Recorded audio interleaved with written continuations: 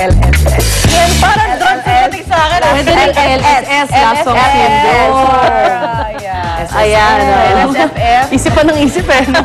Taga-Beto at kayong Mario naman, syempre kabila na po mga masasayang piyesta, Pinoy. Kaya ang pupuntahan natin ngayon, hindi magpapahuli sa kasiyahan at kaingayan. Tara na sa kauna-unahang Marching Band Festival ng Bacoor, Cavite, kung saan nakatabay si Monica. Happy Fiesta, Bacoor!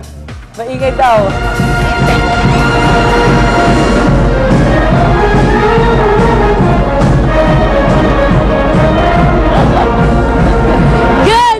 Good morning mga kapuso. Ako napapaindak naman ako dito.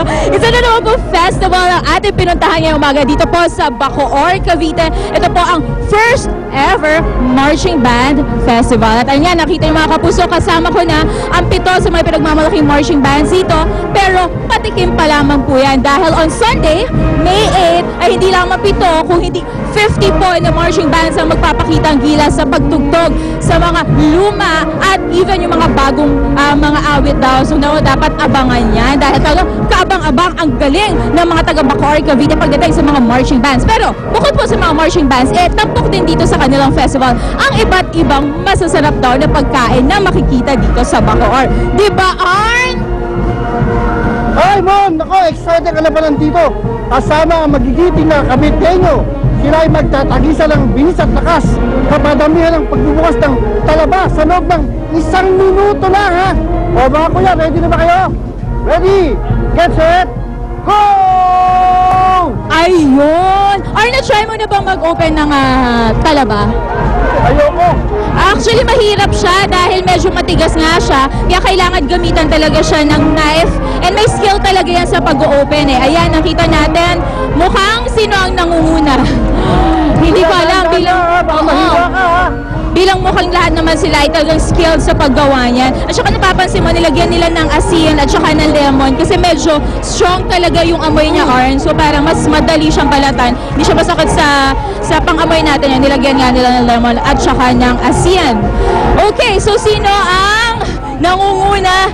May naririnig akong chini-cheer sila. But anyway, mamaya, Arn, babalikan natin kung sinong mananalo para sa ating tahong master, para malaman natin kung sino ang ating tahong master.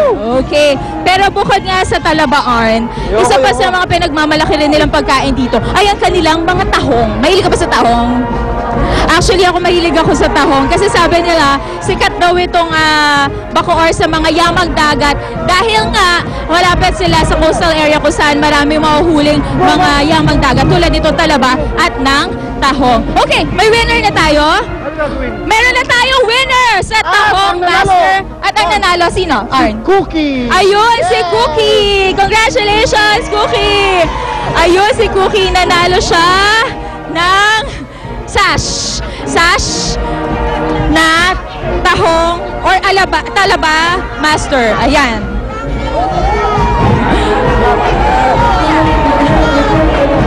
Bilang ikaw ang nanalo, bibigyan ka namin ng sash na nakasulat ay Talaba Master. Congratulations, Kuya! Yay! Oy, thank you po.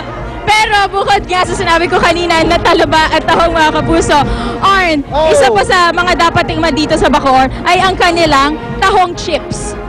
Saan kayo makakakita na ang tahong pala hindi lamang pala pwedeng ulam, pwede rin siyang pang merienda, ayan, pang tahong chip siya. Okay, pero bukod din dyan, meron din silang, ito, sariwang-sariwa, ito yung lumpiang ubod. Kanina, nakita ko marami talagang tumitingin yan. I bet masarap talaga yan at ako mamaya titikman ko yan. At syempre, pag sinabi pong Bacoor, Cavite, hindi pwedeng makalimutan ang the original Tigman Halo-Halo. O, diba mga kapuso? Itong Tigman Halo-Halo po, sabi nila, umaabot daw sa 14 na sahog ang laman. And medyo kapansin-pansin talaga, nakita nyo ba yan? Nag-uumapaw sa napakalaking leche flan at ube na paborito ko talaga pag bumibili ng halo-halo. Sandali, pwede ko bang tikman ng konti? Ay, hirap. Ay! Leche flan pa lang, solve na ako. Sobrang sarap. But anyway mga kapuso, ilan lamang yan sa mga tampok at makikita po dito sa first ever marching band at sa ating pagbabalik more of this festival po. Kaya tutok lang sa pagbabalik po natin dito sa Bacoor, Cavite para sa kanilang first ever Marching Band Festival. Balik muna tayo sa studio!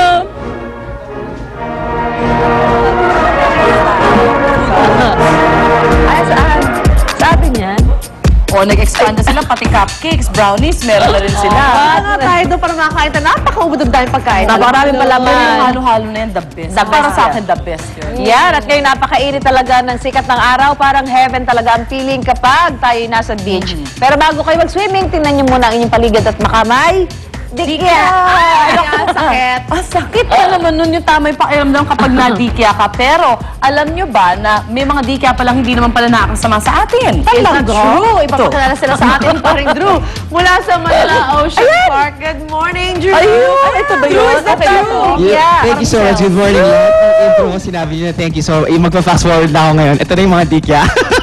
Ito yung mga jellyfish. At pag-uusapan nga natin yan kasama ng ating project development specialist dito sa Manila Ocean Park, si Jappy Lim. Once again, what's up? Good morning. Good morning. What's up, brother? Okay, now, para sa mga hindi nakakalam, ano ang dikya, ito jellyfish, at ano yung mga different species na malapit sa ating karagatan. Okay, so ito nga ang dikya, no? Siya yung dikya or jellyfish in English. Isa siyang uri ng hayop dagat na kaya jellyfish dahil parang jelly or gulaman yung kanyang katawan. Okay, pero although jellyfish ang tawag sa kanya, hindi talaga siya isda. Teka, pwede ko ito hawakan? Pwede mo hawakan. This is the right glass, no? Yes. Teka, magkamali ako. Iyan, no? Pwede. Well, you can actually pick this one up. Like it, okay. So this is the moon jelly. This is found worldwide. Okay? And ito yung pinakamadalas na dikya na na-anod or nagbi-beach dun sa ano. Okay. Now, mamaya, titingnan ko yan. But, dito sa Manila Ocean Park, ano yung mga species na pwede nating makita? So here in Manila Ocean Park, we have 5 species. Okay. So the first is the blubber jellyfish. Blubber jellyfish. Okay. And we also... Poisonous or not? The blubber depends, no? Depende. Kasi ang blubber jellyfish, most specimens are not poisonous. Okay. Except yung nakikita dito sa Manila Bay for some reason. Nagsisting sila. Because of the toxins. Most probably because of the toxins. So, yes. So, the Manila Bay blubber jellyfish are red in color. Okay. Others kasi are blue or white. Ayun. Okay. Anyway, so right now we're looking at the spotted jellyfish. Spotted jellyfish. Okay. And those are upside down jellies. Dangerous or not? Upside down jellyfish. The upside down jellies medyo makate, no? Okay. So better not to touch. Okay. Yung spotted jellies is actually not dangerous. Okay. Pwede rin silang i-pick up. That's the amako sa jellyfish. Yan, medyo masakit yung mag-sting. Pag mo nakikita ko parang haba yata ng mga tentacles. Yes, usually yung mga jellyfish na mahahaba yung tentacles, they catch fish kasi.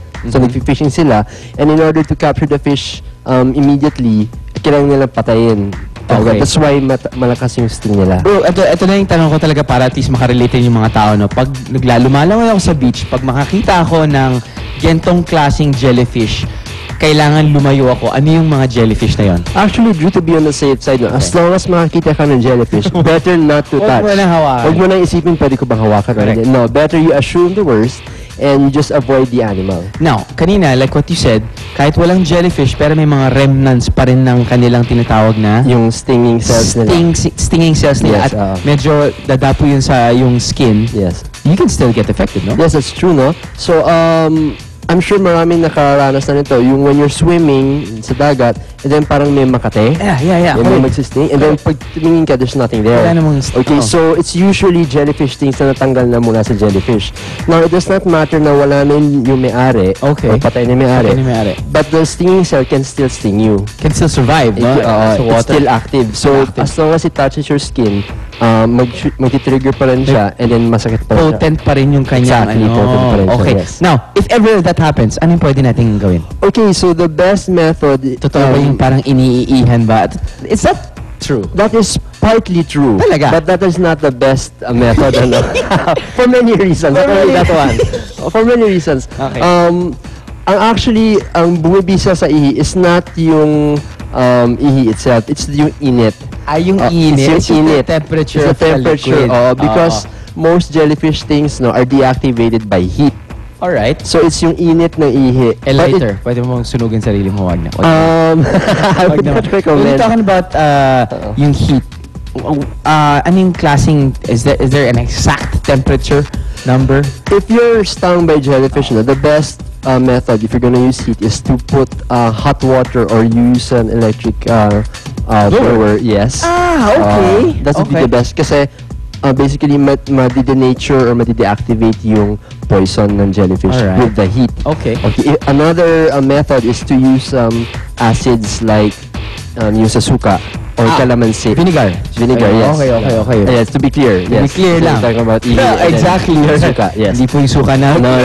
Pag nalasing kayo, no? Ito yung suka na. Vinegar, acetic acid, yes. Or yung sa calamansi. So you pour that onto the sting. Yung and then mismong sugat. Yes. Okay.